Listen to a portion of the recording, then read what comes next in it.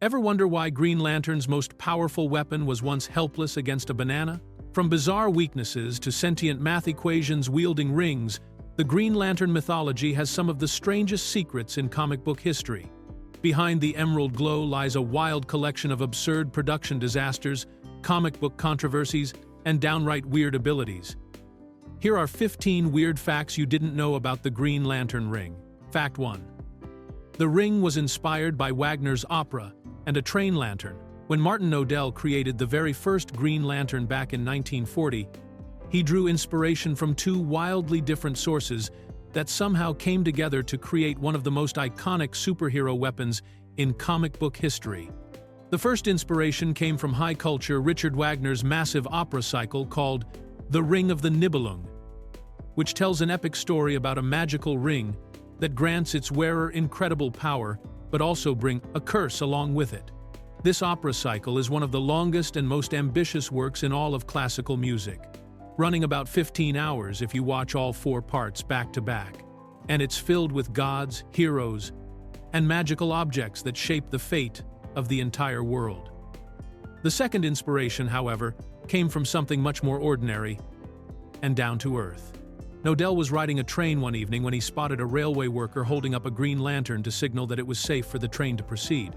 That simple green glow stuck in his mind, and he realized it could become the perfect symbol for a superhero who brought light to darkness and fought against evil. By combining the mythical power of Wagner's cursed ring with the practical, everyday symbolism of that railroad worker's green lantern, Nodell created something completely new, a hero whose power came from both a magical ring and a lantern that had to recharge it every 24 hours. It's fascinating to think that one of DC Comics' most enduring heroes came from such an unlikely pairing of a centuries-old German opera and a simple safety signal on the railroad tracks. Fact 2. Alan Scott's weakness was wood because of a baseball bat.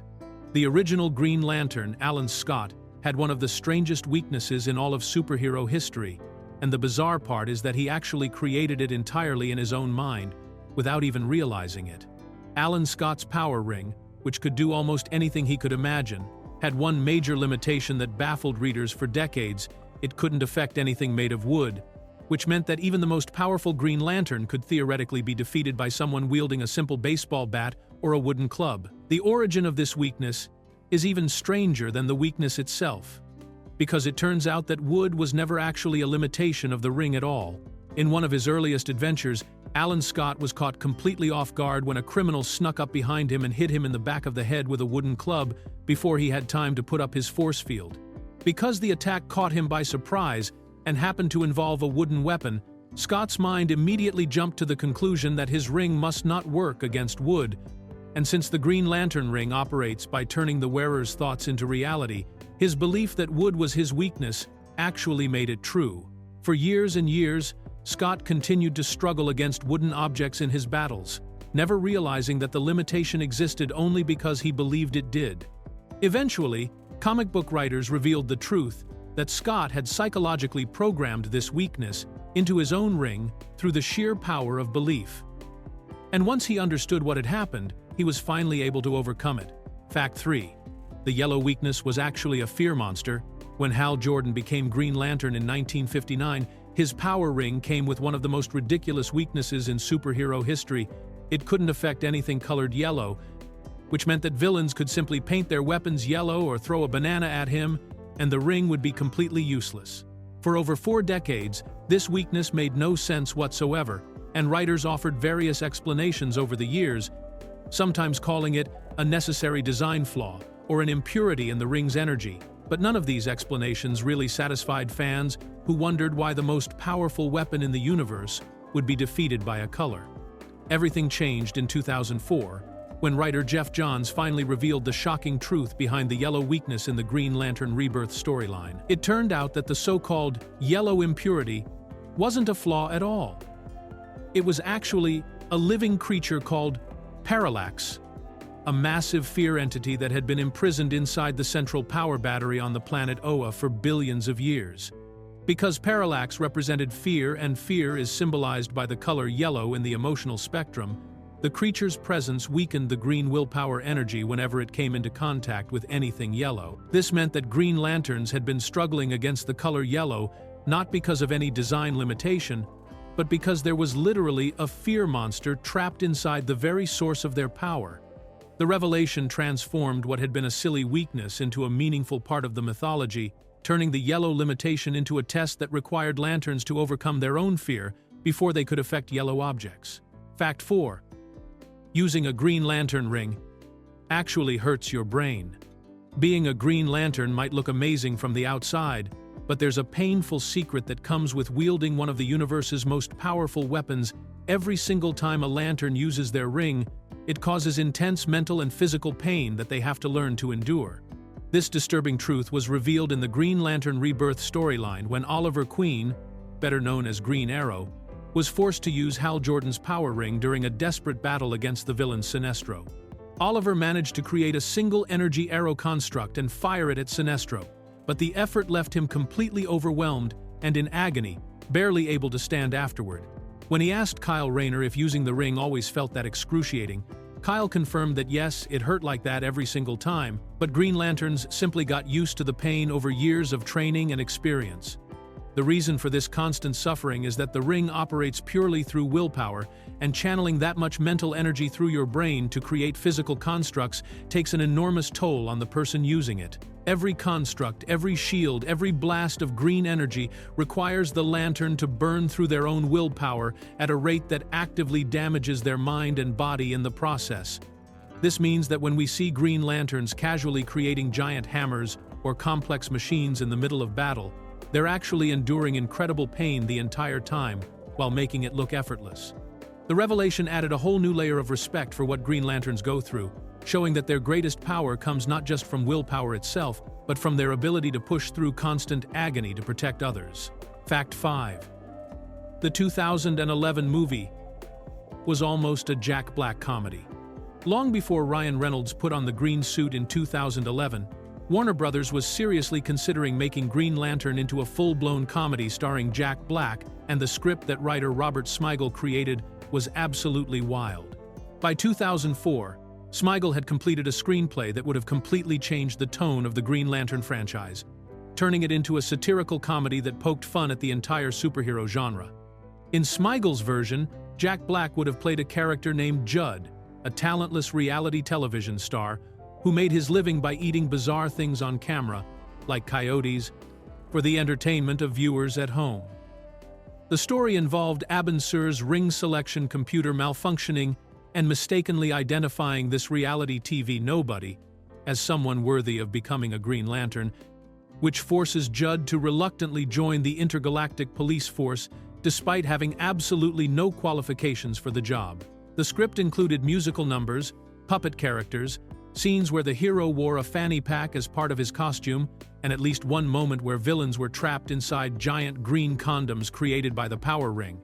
Smigel himself later admitted that he understood why hardcore Green Lantern fans would have been frustrated, saying that if he were a devoted fan who had waited years to see the character on screen, he would have been upset to see it turned into a comedy.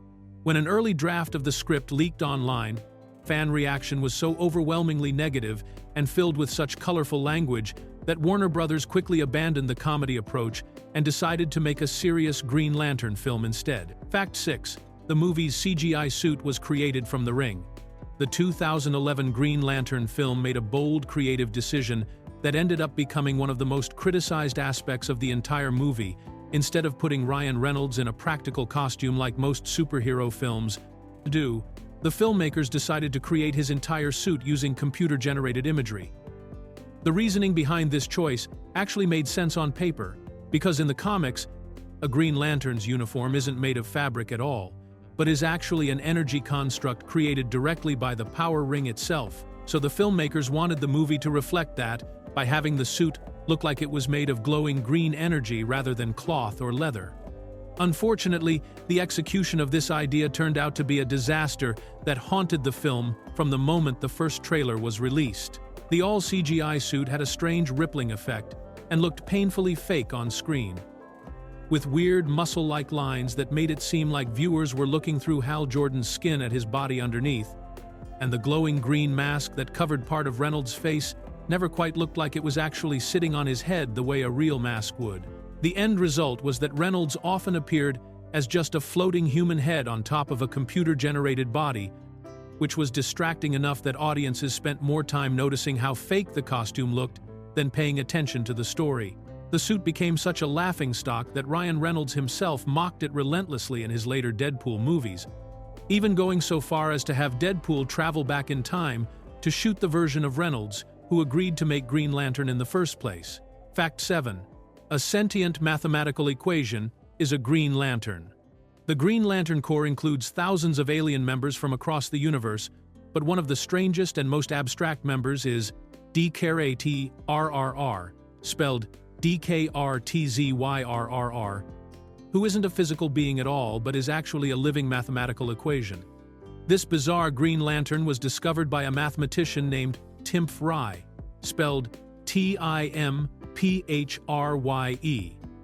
from Sector 188 of the universe, who became obsessed with proving that willpower wasn't just a genetic trait or personal quality, but could actually be created through a mathematical formula. After years of research and calculations, Timothy Rye finally succeeded in deriving a formula that generated willpower. But what he didn't expect was that the equation itself would become sentient and alive, developing its own consciousness and sense of purpose. The Guardians of the Universe recognized that this living mathematical progression possessed the necessary willpower to become a Green Lantern, so they gave it a power ring and inducted it into the Corps. Because DKRTRRR exists as a purely abstract concept rather than a physical being, it's completely invisible and imperceptible to almost everyone in the universe. Including the other Green Lanterns, only the Guardians themselves have the ability to detect and communicate with this mathematical entity. What makes DKRTRRR even more unsettling is its preferred method of dealing with enemies, which involves entering the minds of its opponents and literally erasing their consciousness from the inside, a technique that has caused quite a bit of controversy among the Guardians, who wish it would find a less extreme way to fight crime. Despite never appearing on panel in any meaningful way, DKRTRRR remains one of the most unique examples of just how diverse and strange the Green Lantern Corps truly is. Fact 8. There's a Green Lantern who's a sentient planet. While most Green Lanterns are humanoid aliens who wear their power rings on their fingers, one member of the Corps is so massive that it doesn't have fingers at all because it's an entire living planet named Mogo, spelled MOGO. Created by legendary writer Alan Moore and artist Dave Gibbons back in 1985, Mogo is not only the largest member of the Green Lantern Corps, but also one of the most powerful and important, serving dual roles as both a protector of the universe and a training facility for new recruits. As a sentient world with its own consciousness and willpower, Mogo wears a power ring just like any other Green Lantern, though exactly where the ring sits on a planet-sized being has never been clearly explained in the comics. What makes Mogo especially valuable to the Corps is that rookie Green Lanterns are often sent to its surface to train and learn how to use their rings properly, with the planet itself able to create constructs and reshape its terrain to provide the perfect training environment for each individual lantern. Mogo has survived multiple cosmic crises and universal reboots over the decades, remaining a fan-favorite character despite rarely speaking or taking center stage in stories. The character has become so iconic that other writers introduced additional planetary Green Lanterns and explored the idea that Mogo might be one of the oldest members of the entire Corps, having protected the universe for potentially billions of years. When you consider that the Green Lantern Corps also includes members like sentient viruses, mathematical equations, and talking squirrels, having a living planet as a member somehow fits perfectly into the wonderfully bizarre diversity of the organization. Fact 9. Colonel Sanders became a Green Lantern in a KFC comic. In one of the strangest crossovers in comic book history, Colonel Sanders, the founder of Kentucky Fried Chicken, actually became a temporary Green Lantern in a promotional comic book that was handed out exclusively at San Diego Comic-Con in 2017. This bizarre story was the third installment in a series of comics created through a partnership between DC Comics and KFC, written by Tony Bedard and illustrated by Tom Derenick, and it featured Colonel Sanders teaming up with Hal Jordan to protect the universe from chicken sandwich thieves. The plot involves Sanders launching his new Zinger chicken sandwiches into space to share them with hungry aliens across the galaxy. But the sandwiches were stolen by Larfleeze, spelled Larfleeze, the Orange Lantern who represents greed and wants to hoard everything for himself. When Hal Jordan and Colonel Sanders tracked down Larfleeze to get the sandwiches back, Hal actually split his power and created a temporary Green Lantern ring specifically for the Colonel to use in the fight, though Sanders, being Sanders, had to add his own personal touch by shaping the ring into the form of a tiny bucket of fried chicken.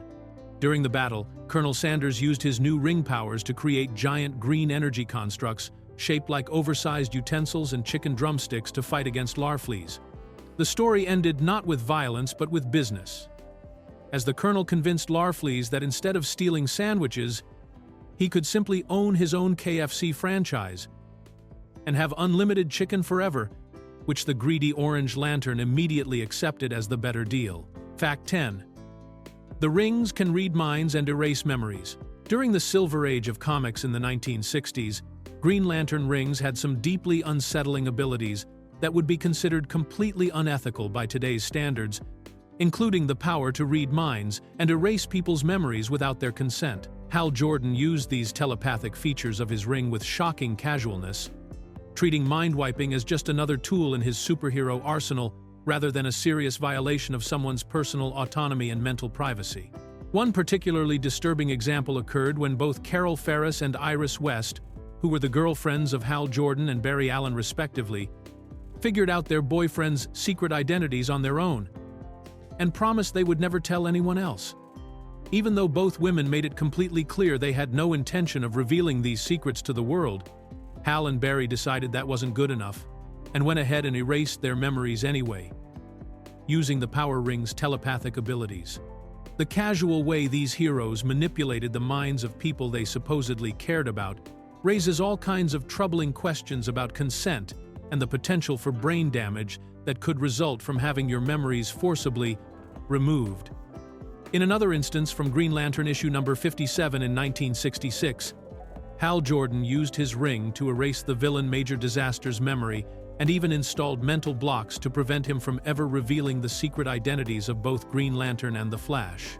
The comics never really addressed the ethical problems with this kind of mental manipulation, and thankfully, modern versions of the Green Lantern ring have drastically reduced these telepathic powers to focus mainly on communication between lanterns rather than invasive mind control. Fact 11. Early Green Lanterns had pistols, not rings. The iconic Green Lantern power ring that we all know today wasn't actually the original design for how these cosmic peacekeepers accessed their abilities. In fact, the very first Green Lanterns in the Corps carried power pistols instead of wearing rings on their fingers. This lesser-known piece of Green Lantern history reveals that when the Guardians of the Universe first created their intergalactic police force, they equipped their officers with handheld weapons that looked like pistols or guns, which still needed to be recharged using lantern-shaped power batteries just like the rings do today. The transition from pistols to rings happened relatively early in the Corps' history, with one of the first members to receive an actual power ring being Rory Dag, spelled Roridag, from the planet Rojira, spelled Rojira. And after that point, the ring design became the standard issue equipment for all Green Lanterns across the universe. There's an interesting bit of confusion in DC Comics continuity about this pistol era, because in the original Earth 1 Dimension timeline, the proto-Green Lanterns definitely used pistols before switching to rings. But after the Crisis on Infinite Earths storyline reshaped the entire DC universe, the history was changed so that Green Lanterns had always used rings from the very beginning. However, even in the revised continuity, the Manhunters, who were the robotic enforcers that the Guardians created before the Green Lantern Corps even existed, still carried pistol-like weapons rather than rings, which suggests that the Guardians experimented with different delivery systems for their willpower-based energy before finally settling on the ring design that proved to be the most effective and practical option. Fact 12. The Guardians made special rings without yellow weakness. One of the most controversial secrets in Green Lantern history involves a Guardian named Medlux, spelled Meadlux, who created a special type of power ring exclusively for the Guardians themselves that was far superior to the rings given to regular Corps members. These so-called Owen power rings were revolutionary because they had none of the limitations that plagued standard Green Lantern rings. Most importantly, they had no yellow impurity weakness whatsoever, and they never needed to be recharged because they drew power directly from the internal energy of whoever wore them, rather than requiring connection to an external power battery.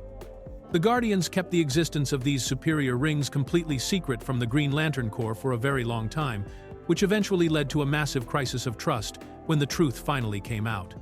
When Green Lanterns, who had lost close friends and fellow Corps members in battles against enemies wielding yellow weapons, discovered that the Guardians had possessed rings without this fatal weakness all along, they were absolutely furious and felt deeply betrayed by the beings they had sworn to serve. The revelation caused a serious schism within the Corps, with some members like Gallius Zed, spelled Galiuszed, and others named Edor, spelled Eddore, and Kaylark, spelled Kaylark, becoming so disillusioned that they turned their backs on the Guardians entirely and even tried to steal the Owen rings for themselves.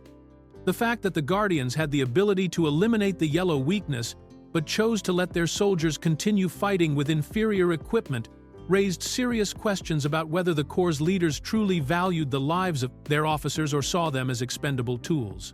Fact 13. A ring once trapped an entire wizard inside it. Green Lantern power rings have some truly bizarre capabilities, and one of the strangest was demonstrated when Abin Sur, the alien Green Lantern who originally gave Hal Jordan his ring, managed to create an entire prison world inside his power ring to contain a dangerous enemy. Years before crash landing on Earth, Abin Sur had battled a powerful wizard named Myrwidden, spelled Myrwhydden, who possessed magical abilities so strong that no conventional prison could possibly hold him. Abin Sur realized that the only way to keep this wizard locked up was to create a special dimension inside his power ring itself, and he specifically designed this pocket universe so that magic wouldn't function within its boundaries, which meant Myrwidden would be powerless as long as he remained trapped inside.